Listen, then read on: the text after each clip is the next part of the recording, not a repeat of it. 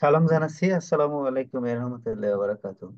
পরবর্তী যে সেকশন এখানে দেখেন যে আমাদের রেফারেন্স। তো রেফারেন্স অনেক সময় এখানে ওই হেডলাইন থাকে, সাব হেডিং থাকেই যে রেফারেন্সেস। আবার কোনো জার্নালে অনেক সময় রাখে না, এভাবে জাস্ট এক দুই তিন করে এমন করে করে রেফারেন্স গুলোকে তারা রেখে দিয়েছে। আমরা যখন লিখেছিলাম তখন এটা এরকম নাম্বারিং করা ছিল না, যেহেতু এই জার্নাল চাই সেহেতু নাম্বারিং করতে হয়েছে। তো আমরা বারবার বলি যে নাম্বার, যখন প্রিলিমিনারি আমরা ড্রাফট তৈরি করব তখন নাম্বার যেন না লিখি।